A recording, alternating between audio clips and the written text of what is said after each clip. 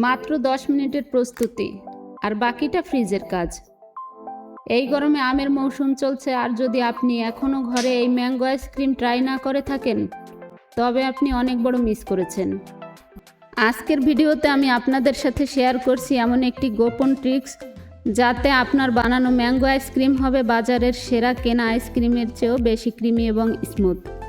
তো আর কথা না বাড়িয়ে চলুন শুরু করা যাক। আমি স্বপ্না আছি আপনাদের সাথে ফ্লেভার জোন চ্যানেলে।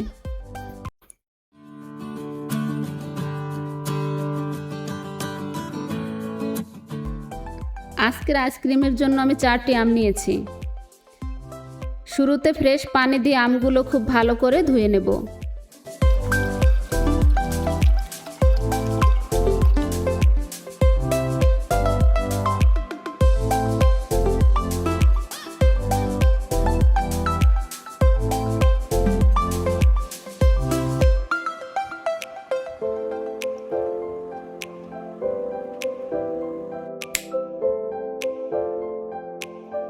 এবার একটি ছুরির সাহায্যে আমগুলো ছোট ছোট টুকরো করে কেটে নিতে হবে।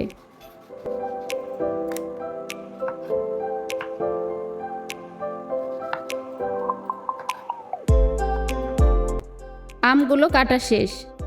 এবার একটি ব্লেন্ডারের পাত্রে আমগুলো তুলে নিচ্ছি। আইসক্রিমের জন্য আমগুলো খুব ভালোভাবে পেস্ট করে নিতে হবে।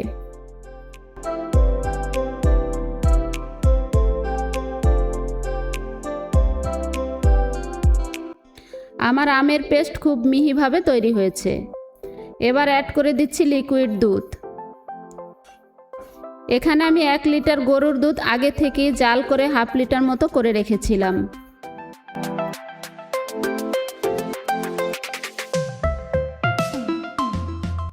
ম্যাঙ্গো আইসক্রিমের স্বাদ দ্বিগুণ করার জন্য অ্যাড করে দিচ্ছি ছোট্ট 2 প্যাকেট গুঁড়া দুধ। একটি চামচের সাহায্যে গুঁড়া দুধ খুব ভালোভাবে মিশিয়ে নিচ্ছি।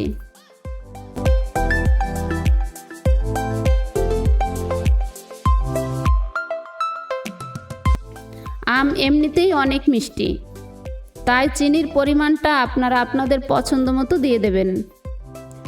আমাদের আইসক্রিমের ব্যাটারটা রেডি হয়ে গেছে। এবার চলে যাচ্ছি আইসক্রিমের ব্যাটার জাল করে নেওয়ার জন্য। বসিয়ে দিচ্ছি একটি কড়াই।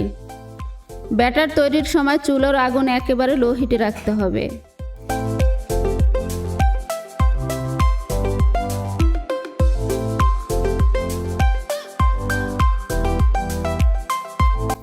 কড়াইয়ে যেন ব্যাটার লেগে না যায় তাই অনবরত নাড়তে হবে। 5 মিনিট মতো জাল করার পরে ব্যাটার আইসক্রিমের জন্য একদম উপযোগী হয়েছে। নামিয়ে নেওয়ার আগে অ্যাড করে দিচ্ছি কর্নফ্লাওয়ার। একটি কাপে সামান্য পানি দিয়ে অ্যাড করে দিচ্ছি 1 টেবিল চামচ কর্নফ্লাওয়ার। পানিতে কর্নফ্লাওয়ার খুব ভালোভাবে মিক্সড করে ব্যাটারের মধ্যে অ্যাড করে দিতে হবে।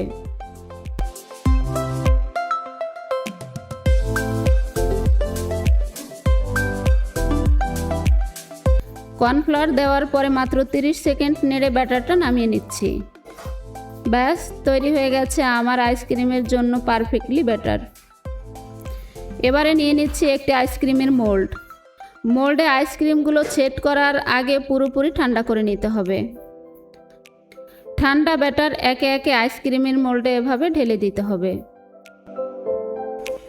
আমাদের আজকের রেসিপিটি ভালো লাগলে দেখে আসতে পারেন আমাদের ফ্লেভার জোন চ্যানেলের বাকি রেসিপিগুলো, এবং আমাদের রেসিপিগুলো পছন্দ হলে ফ্লেভার জোন চ্যানেলটি সাবস্ক্রাইব করে পাশেই থাকবেন।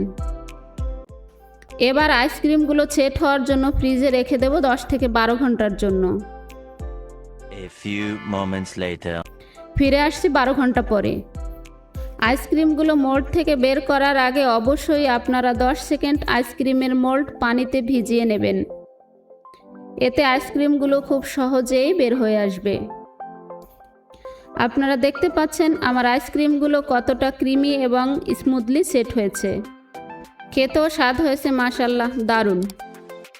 আজকের মতো বিদায় নিচ্ছি। দেখা হবে পরবর্তীতে নতুন কোনো রেসিপির ভিডিও নিয়ে। সে পর্যন্ত সবাই ভালো থাকবেন, সুস্থ থাকবেন। আল্লাহ হাফেজ।